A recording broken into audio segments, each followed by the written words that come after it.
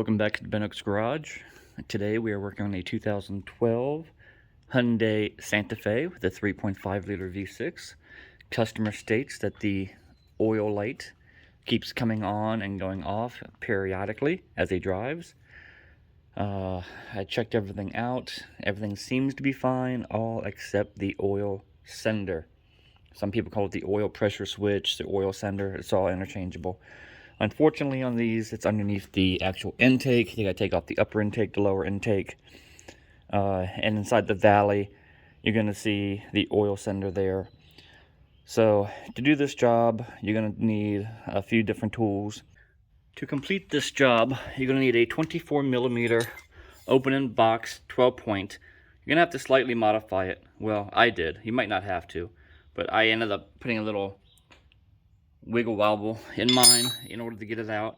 A Phillips head screwdriver, a flathead screwdriver, a pair of needle nose pliers. You're going to need the part itself. I don't know if you can see that. You're going to need the new intake gaskets, a number 6 hex head, 5/8 if you plan on doing the spark plugs, and anti-seize spark plugs if you plan on doing it. 10, 12, and 14 socket, a couple different extensions. I used a small one to get into tight places. And yeah, maybe even some cleaner if you want to clean up some parts. A hammer just for general enticement. And a very small pry bar. It's optional. I use it just to do one little thing. But that's all it is to do this entire project. And about 2.5 to 4 hours depending how fast you work. So you're going to need, first things first, take off your... Get a little piece of plastic, it just sticks right on, nothing holding it down. Throw that off to the side. After you pull that off, you're going to start taking wires off because this main loom is going to have to come out of your way. So anything that comes over here, anything that has an end on it, is going to have to come off. Basically just de-loom it. Don't worry, all the plugs are not interchangeable. They're going to go in one way. That way you can't mix up which one goes where. So once you get all your wiring coming off, then you're going to start working on getting your intake removed. I don't show me working. It's kind of boring. So I'm just going to tell you what bolt you need. You can see these are going to be 10 millimeters. What bolt you need, what wrench you need, and how to take it off and where all the bolts are and what to do next. So here we go. On this specific vehicle, I unplugged, looks like the cam sensor, and full of oil. Don't really see that too much, so I'm gonna have to clean up these plugs before I put it all back together. That way I don't get a short or disconnection or anything like that. Alright, so 3 10 millimeter bolts that hold on the wiring loom. You got to disconnect your fuel injectors. 2 are easy to get to, just push them to the side. This last one is a little bit different connector, but still if you get a screwdriver, because it's so far down in that hole, get a little screwdriver and push it on the side. Let's see, like that. Push it on the side, it pops right out because it's way down there. And it pops right out, no big deal. Then, just kind of take all your little connectors out. There's one here, one down there, one that went in here, one that went here. Take your top one off, and this just kind of like pulls out of your way. So, not a big deal. You want to de-wire here, take your hose off there. You can see 10 millimeters in the bottom. There's probably one over on this side too. You don't need to disconnect that one, you just need to disconnect the wire. I probably won't disconnect this one, but I will disconnect this one and pull the top intake, the top plenum box off of your throttle body. If you've never taken your air cleaner off before, there are 2 tabs just like this on the bottom that you have to pop in order to get this off. I don't think you can see it, but it's way down here at the bottom. You have to unclip them 2 tabs. One is behind your brake fluid. going to be over here, or brake reservoir. It's going to be over here, and one's going to be right here, straight down. And then from there, you're free. I believe I saw something move. I was taking this apart, and sure enough, we have an active nest.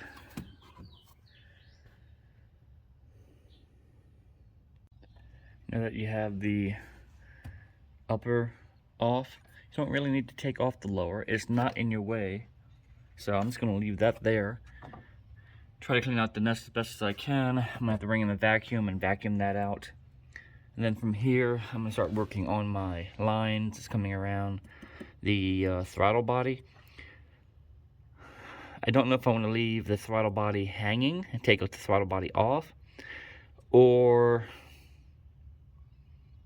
disconnect the hoses, have a little bit of a coolant leak, and take the intake with the throttle body. That's my conundrum at the moment. I'm thinking I'm just going to take the throttle body off the intake and leave that hang. I think that might be my best option. The throttle body has 10 millimeter, 10 millimeter, 10 millimeter. It holds on this little bracket. And then down here somewhere, there it is. You pull down that little wire here. You're gonna see a little 12 millimeter back there. It just holds on a bracket. You gotta take off that little 12 to get off your throttle body. I took that bolt completely out. I loosened this one. Got a little pry bar in there and kind of pulled it back a hair, and it allowed the freedom for that just to kind of come out and sit. So we're good there. Now we got to disconnect some of the hoses to get the upper plenum off and start doing all the screws. 10 millimeter, 10 millimeter, 10 millimeter. Probably going to be a bracket in the back, maybe a 14 millimeter. You have a 10 millimeter in the back that holds on a bracket. I used a wobble head open and box ratcheting and got it that way, quick and easy. I still have the bracket back here. I believe it's a 14 back here. That's the only one that's holding me on right now. Alright, so the 14 millimeter comes in this way. You go straight to the back of the intake right there. Kind of gives you an idea of what's required to get in there. And I just used a 14 long. Not that big a deal.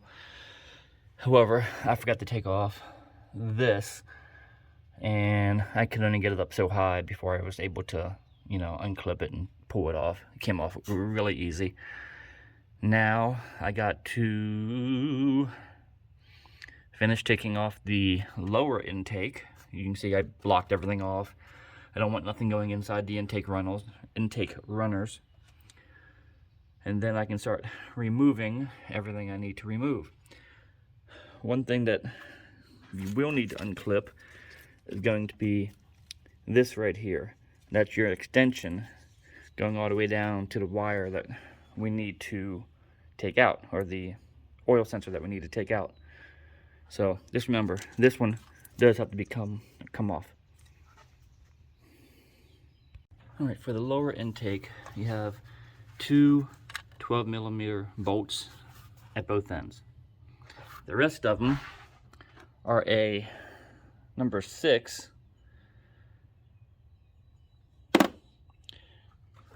and what I like to do is use an extended hex head. Gets all the way down in there like that. Boom. That way you don't even have to worry about the fuel rail. You can bypass that completely. Of course, these can be bought at Harbor Freight. I think it was like $12 for the whole set. Not too bad. Alright, so the line that I thought went to our sensor, connected here, does not. It just goes to a different one on the back of the lower intake. The sensor that comes up, comes around. Looks like it might be this one is a sensor. But I'm not taking it off here. I'm just going to take it off down here. Not a big deal. the intake itself was really hard to get off. It was definitely sealed tight. So I'm going to take another 6 rags, shove it in my intake holes, make sure no contamination gets down in there. And then take a 24mm and slowly start working that one out. So I had to sacrifice a wrench to get the old one out. So I went out and bought a 24mm, and you can see what I had to do to it. The reason why is the cylinder head on this side, I had to get over it, and then on this side you have the water housing. So that side goes around the water housing, this side goes around the head or the intake. So that's what I had to do to modify mine in order to get it out. Once you get your new gaskets on, you can take your rags back out of the intake cylinders, set this back down in, and I actually called the customer and said, hey, I have your intake off already. Would you like me to go ahead and replace your spark plugs? There's no extra labor cost involved because the intake is already off. So basically all you are is paying for the price of the plugs, which are about $12 each, iridiums. There we go. And he said absolutely. So now 3 10mm in the back, 3 10mm in the front, 5/8, take out each spark plug, put in the new ones, re-gap them, and there we go. You're going to do everything to put it back on in the reverse order that you took back off. And this is how you do a oil pressure sensor. For anyone that want to know the actual torque specs for the lower intake, it's just 18 foot-pounds.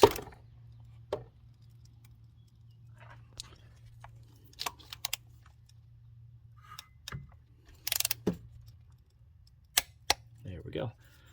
So after 18 foot-pounds, move on to the next one. Start in the middle and work your way out. I'm a big advocate that when you put spark plugs in an aluminum head, you want to put a little bit of anti-seize. This is copper edition for aluminum. You can use regular anti-seize, the gray stuff, for steel heads. However, these were never put on. And you can tell that because when you try to take these out, one, it's extremely hard to get out, and you can hear the grinding. Hold on. Hear it?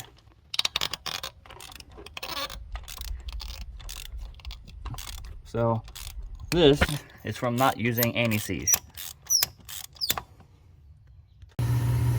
So after you confirm the gap in the plugs that are 0.44,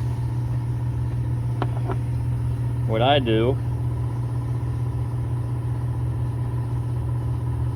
is I just put a little tiny bit. That's it.